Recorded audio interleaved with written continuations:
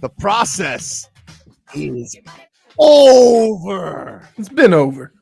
It's been over. But you want to know what makes it over? When Jimmy Butler comes to town and he reminds you, Tobias Harris over me. Tobias Harris, he walks back to the locker room and he shouts for all the fans who weren't, that's off a ship. Game 6. He reminds them all as he walks back to the locker room. He shouts it. Tobias Harris over me? Over me? Goosies, dude. Goosies. I love this effing franchise. Back to the Eastern Conference Finals. Bring them on. I don't care who it is. Boston, F Boston. The trilogy, give me the trilogy. James Harden is a fat bum who will never win an NBA championship. Fat bum. Did you even remember he was on the Sixers in the second half? Did you remember? Because I forgot. I forgot they even had James Harden. That's the best way to watch a game. Woo! Right? Woo! Is that from start to finish, there was really no stress. It was embarrassing, the Sixers' effort in that game. Embarrassing. I loved it. I loved how hard the Heat played, and I loved the will being broken by the Sixers little by little. They were saying, please save us, Shake Milton, please! Shake! Shake! Shake and bake! Joel Embiid spent all of that game on the floor. Shake and bake. Bake. Why was Joel Embiid flapping around like a salmon the entire time? The entire game. Dude, how can a guy that big spend half the game on the floor? Dude, what happened there? Is he part fish? What was going on there? Flopping all over. Like, I'm genuinely like, is his equilibrium off or is he just like clumsy? I don't know what the hell's going on there. I mean, he did get concussed and have an orbital fracture. Right. I don't want to joke, but also, dude, stay on your feet. You know, it's amazing that you talk about the process, but didn't they give up on the process when they got rid of Ben Simmons? Oh, no. Like, you listen to some Sixers fans, they think it still counts. Yeah. You can't have the process when most of the guys are new guys. Dude, I don't understand it. I don't make the rules, but that's what they say. And then how about yesterday, Jimmy Butler just twisting the knife a little deeper. He's like, I never wanted to leave. I love my guy, Joe. Love him. I love him. And then Joel Embiid saying after the game, I never wanted to get rid of him. I love Jimmy. I love you, man. Damage is done, my friend. Damage is done. Damage is done, my friend. How about Jimmy Butler walking into the arena last night in a black jumpsuit, that giant bucket hat and sunglasses, like the bad guy who's ready to just slay everybody? Like Stick him up. He's just soaking it in, man. And mother bleeping Max Strus. I mean, Max mother bleeping Strus. What can you say about this guy? 20 and 11. Never had a double-double. Back-to-back games, double-double for Max Strus.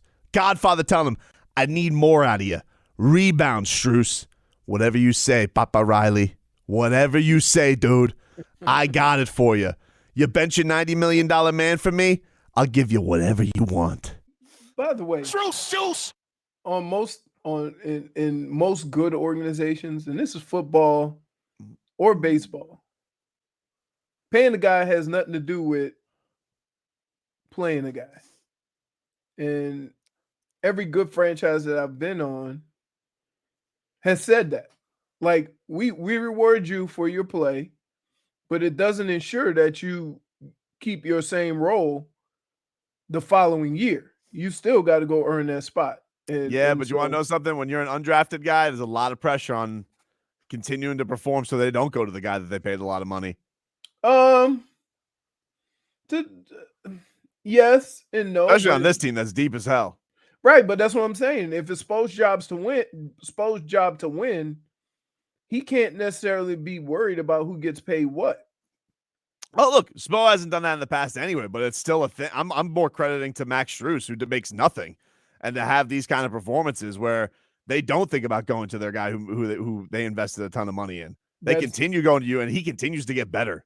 But that's part of what keeps everybody on the end of that bench engaged. You know, the Caleb Martins, the Deadmans, like the Struses.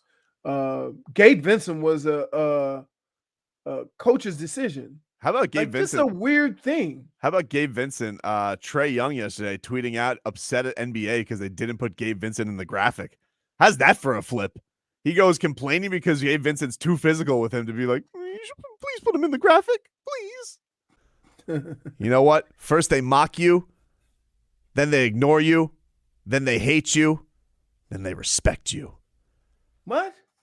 Exactly, dude. Hit that ID, Marcos. That was deep, dude. Yeah. Fog Ticket is the home of early Miami Heat games. WAXY South Miami and WSFS HD2 Miramar, an Odyssey station. By the way, I was told that Bam Adebayo was afraid of Joel Embiid, but Wow. I didn't see Joel Embiid go in the lane at all against Bam. Oh, people, dude. People said that. Dude, don't People do the said that. My line ears with to the me. ground, dude. Hey, don't No. do the People said line that. with me. Nah, Stop people it. said that, dude. People told me that Stop Bam Adebayo was people. scared of Joel Embiid, and I didn't see Joel Embiid try and challenge Bam once. He goes, People. "Woof, this guy's fast. I can't move past him." He's hitting those. Joel Embiid all of a sudden turning into Dirk Nowitzki, except, shooting like the third little pig because he was building a house full of bricks. Yeah, Delightful.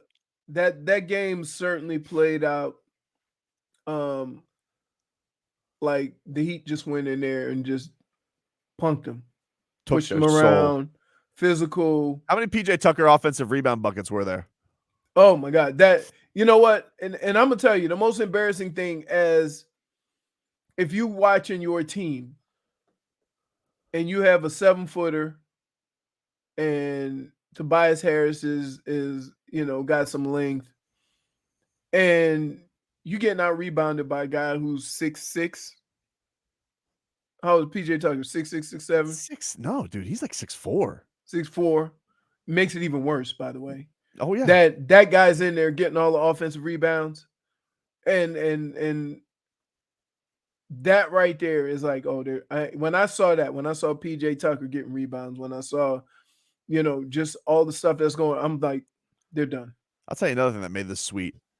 That kook, that has been, that OG Heat hater, Hubie Brown had to be there to watch it because that dude was there with his Sixers pom-poms on. Hey. There we go. No, Hubie. There you go. The hell off my broadcast, you old timer. Get the hell off my television and stop cheering against the Heat. You've been doing it now for 16 years. Are you referring to when Joel Embiid did something on the inside? I'm referring to every play the Sixers made in the first Bro. quarter, and Hubie Brown's like, rah, rah, Seskumba. Oh, Go Sixers! There you go. I was Yeah. like, what? Yeah, there you go. I'm like, there you go. There you go. What is this? Am I listening to NBC Philadelphia or ESPN? And by the way, where was Gabe Vincent's there you go when he picked the pocket of Maxey, and all of a sudden you got a dunk on the other side? Did I get it? There you go. Boom! That was ridiculous. What an embarrassment they still put him up there. I know he's got a lot of basketball knowledge, but how about we keep it off the broadcast, all right? At least not for the Heat games, because he so clearly is a Heat hater. OG, dude, that's what I call him. OG Heat hater Hubie. OG Triple H. And it's all about the game, but they can play it. Spitting water all over himself like Triple H. Get the hell out of here, Hubie Brown. There you go. Yeah, there we go, actually, to our 9th conference finals. 9th. Basketball, Burt Sugar. Ridiculous. So good. And you want to know something today, Heat fans? Here's the thing. Get ready for this, okay? They're not going to talk about us today, and that's fine. They're going to spend their entire day talking about the losers, the Sixers. Oh, James Harden, should they invest him? Who cares? Dude never is going to win an NBA championship. Joel Embiid, who can help him? Doesn't matter. Dude's never been to a conference finals. Oh, Doc Rivers, he's the guy for the job. He's never the guy for the job, okay? He's got one run in him. They talk about that Celtics championship like it's the greatest championship ever won. Got Paul Pierce and Kevin Garnett, all over my television because of one championship. You know what? Go get Mario Chalmers a commercial. He's got twice that many. Idiots. Don't you worry your pretty little heads, Heat Nation. We'll have our time. Doesn't matter. Well, Hall of Fame, Schmall of Fame, dude. You know who's a Hall of Famer? Chris Bosh. He's got 2 championships. Where's his commercial? Ridiculous. Ridiculous. But it's okay. You want to know something? Don't even talk about us. Because the last time you guys talked about anything Miami Heat, you called Jimmy Butler, Lisa Leslie. You called him a loser. You said, going down to Miami, kind of a loser move if you ask me, Jimmy. Oh, really, Lisa? Stephen A. Smith, they'll never love you like they do in Philadelphia. Oh, really, Stephen A. Smith? You mean those loyal-ass fans who didn't sit on their 2 cheeks till it got to 0? Because I saw a lot of fans hitting the exits there in Philadelphia. You know, the vaunted crowd that was supposed to be the difference. Because you told me, this is what I was told, Leroy. I don't know about you, but I was told this. Were you told this? Because I was told this. Were you told this? Because I was told the Heat were bubble frauds. I was told they can't win on the road. And I was told, allegedly, Philadelphia, it was one of the nastiest atmospheres you could go to. Ooh. Booed Santa Claus. Threw piss snowballs at him. Ooh. Cheered a guy breaking his neck. The worst of the worst. And yet, the Miami Heat walked into that building, and they owned you, dude. To the tune of you couldn't even bear it. You had to leave. Oh, Jimmy. Oh. Bubble frauds my ass. You want to know the only fraudulent thing is? That we spend any time nationally talking about the 76ers. What a fake fraud franchise that is. Doing nothing but cooking the books to try and lose and gimmick the system. And by the way, highfalutin Daryl Morey, you got too cute bringing in that fat bum, didn't you? You have Joel Embiid mocking him in the postgame. Joel Embiid, did you hear what he said, Leroy? Did you hear what he said, Marcos? J-Fig, did you hear what Joel Embiid said? He said, we thought we were getting Houston James Harden, and that guy's never coming back. Houston James Harden, but that's not who he is anymore. Nope! Although, Joel, in a lot of ways, he is who he is anymore. Because you want to know what he is? He is a fat bum who will never win an NBA championship. And I swear to God, if I ever hear anybody, and I mean ever, Leroy, if I ever hear anybody compare him to Dwayne Wade again, I will slap you upside the head a la Will Smith, Chris Rock. But I will not apologize. I will not apologize for that. 1 field goal attempt in the second half. Are you effing kidding me? That's not who he is anymore. It's not, Joel. And go ahead. I want you to do me a favor. I want you to be like the Wolverine meme where you sit there in your bed like this, just looking at your pictures of you and Jimmy Butler together. Because you know what that's going to be for you? That's going to be the best part of your career, and all it was a fling. A fling, dude. Because you want to know who he's married to? The Heat. He's going to demand a trade, by the way, Leroy. Joel Embiid. My prediction. He wants out. Guaranteed. And he's probably going to ask a trade for the Heat. But here's the thing. No dice, Joel. Sorry. No dice. Question. No dice. You good now? No dice. You good? Am I good? I'm great.